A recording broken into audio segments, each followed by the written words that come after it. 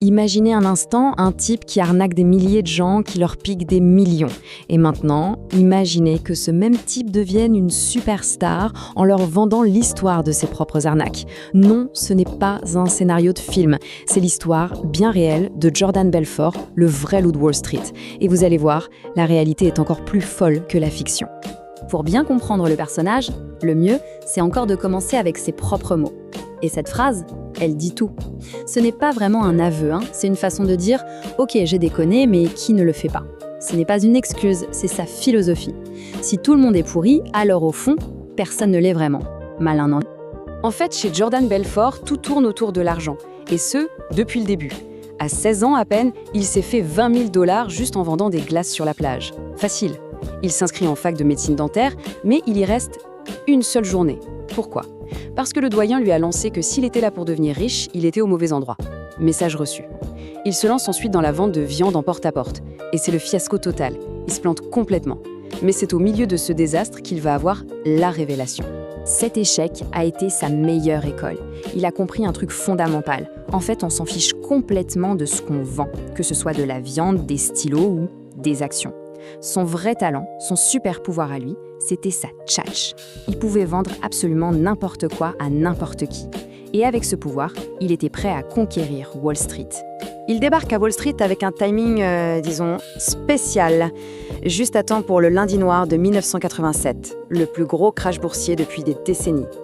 Et paf, il se fait virer dès son premier jour. Pour n'importe qui d'autre, le rêve américain se serait arrêté là. Mais pas pour Belfort. Pour lui, c'était une chance. Dans le chaos du marché, il a repéré une faille, une sorte de zone de non-droit financier. Et ça allait devenir son royaume. Et son royaume, c'était le monde un peu obscur des penny stocks. Imaginez des actions de petites entreprises qui ne valent quasiment rien. Personne n'en veut. Les courtiers sérieux évitent ça comme la peste. Sauf que ces actions avaient un avantage presque magique, une commission de 50%. Autrement dit, pour chaque dollar que le client investissait et perdait, la moitié allait directement dans la poche de Belfort. L'appât était juste trop tentant. Alors il a perfectionné son arme de destruction massive, le téléphone. Quand il appelait quelqu'un, il ne vendait pas une simple action. Non. Il vendait le coup du siècle. Il murmurait des secrets du genre « c'est une opportunité unique, même les gros ponts de Wall Street ne sont pas au courant ». La vérité, c'est qu'il vendait des tickets de loto déjà perdants depuis un bureau miteux. Pour que l'illusion soit parfaite, il a créé sa propre boîte. Stratton Oakmont. Ça sonne bien, non ? Ça fait vieux, prestigieux, digne de confiance. La réalité était un peu moins glamour. C'était ce qu'on appelle une boiler room, une chaufferie, installée dans un ancien concessionnaire automobile. Un endroit où des jeunes loups aux dents longues hurlaient dans des téléphones avec un seul objectif, faire de l'argent à n'importe quel prix. Et pour son armée, il n'a pas recruté des diplômés de grandes écoles de commerce. Surtout pas. Il a pris des jeunes qui avaient la dalle. Des barman, des anciens vendeurs, des gars du quartier qui rêvaient de s'en sortir. Il ne cherchait pas des CV, il cherchait de la faim, de l'envie. Des soldats qu'il pouvait modeler à sa façon et à qui il pouvait promettre la lune. Et à ces soldats, il a donné une arme redoutable, sa propre technique de vente, qu'il appelait la straight line, la ligne droite. Le principe était simple, ne jamais laisser la personne à l'autre bout du fil réfléchir. Il fallait créer un sentiment d'urgence, balayer le moindre doute et l'emmener tout droit, sans aucune déviation possible jusqu'au oui. C'était de la manipulation à l'état pur. Toute cette machine de guerre n'avait qu'un seul but, mettre en place une arnaque aussi vieille que la finance, mais incroyablement efficace, le pump and dump. Gonfler et larguer. C'est simple. Étape 1. Sa société achetait en douce des millions d'actions sans valeur pour une bouchée de pain. Étape 2. L'armée de vendeurs au téléphone crée une demande complètement artificielle pour gonfler le prix. Et étape 3, le coup de grâce. Une fois que le prix était au plus haut, Belfort et ses lieutenants larguaient toutes leurs actions d'un coup. Le cours s'effondrait et les clients perdaient tout. Et ce petit manège, ça a marché au-delà de toute espérance. On ne parle pas de quelques dollars ici et là. Au sommet de sa gloire, Stratton Oakmont a brassé des centaines de millions de dollars de profit. Des sommes qui donnent le tournis. Le problème, c'est que derrière ces chiffres délirants, il y a des gens. Des vraies personnes. Chaque Ferrari, chaque bouteille de champagne, chaque fête, tout ça a été payé avec l'argent de vie brisé. La retraite d'une prof, les économies d'un vétéran, l'hypothèque d'une famille. C'était ça, le vrai coup de la fortune de Jordan Belfort. Et que faisait-il de tout cet argent volé ? Eh bien, les bureaux de Stratton Oakmont se sont transformés en une sorte de cirque permanent, un carnaval de la débauche. C'était fête sur fête, drogue à volonté, et des scènes de décadence dignes de l'Empire romain. Un monde sans la moindre limite, et surtout sans la moindre morale. Et le symbole parfait de cette folie des grandeurs, c'est l'histoire de son yacht, le Naomi. Un jour, complètement défoncé, persuadé d'être invincible, il ordonne à son capitaine de prendre la mer, en pleine tempête méditerranéenne. Le résultat, le yacht a coulé et tout le monde à bord a failli y passer. C'est une métaphore parfaite de sa vie, un naufrage spectaculaire provoqué par sa propre arrogance. Bien sûr, tout cet argent, il fallait le cacher. Pour ça, il avait des comptes en Suisse. Lui, avec son talent pour les mots, il appelait ça de la protection d'actifs. Le FBI, lui, avait un terme un peu plus direct, blanchiment d'argent. Mais on sait bien que ces histoires finissent rarement bien. L'impunité, ça ne dure qu'un temps. Petit à petit, l'étau s'est resserré.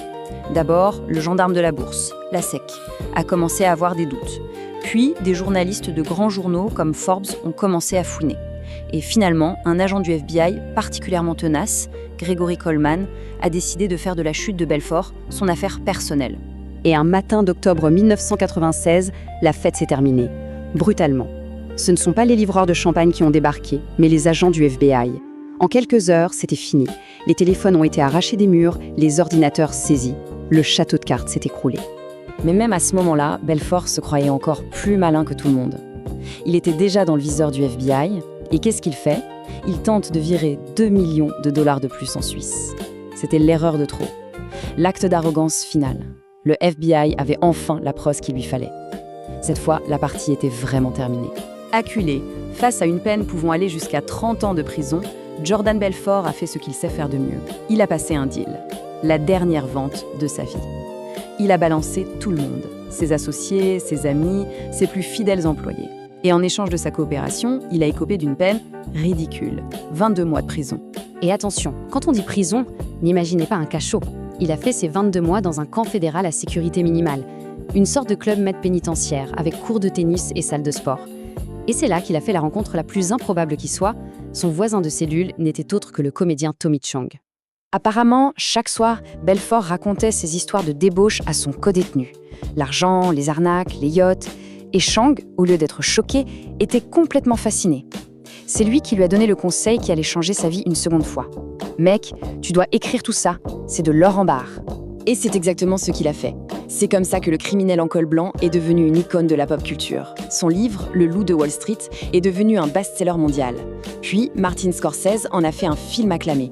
L'homme qui avait ruiné des milliers de gens était maintenant une star, un héros de film qu'on adore détester. C'est une belle histoire de rédemption, n'est-ce pas ? Sauf qu'on oublie un tout petit détail dans l'histoire, les victimes.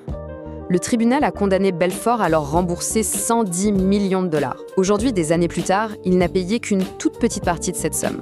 La plupart de ceux qu'il a ruinés n'ont jamais revu la couleur de leur argent. Et aujourd'hui, que fait Jordan Belfort ? Ironie suprême, il est conférencier et coach en vente. Il donne des leçons sur l'éthique des affaires. Il a littéralement transformé son crime en une marque rentable. Au final, la question la plus dérangeante, ce n'est pas de savoir comment il a réussi à s'en sortir. La vraie question, c'est de se demander pourquoi, collectivement, on a trouvé son histoire si fascinante, au point d'en faire un héros et d'applaudir.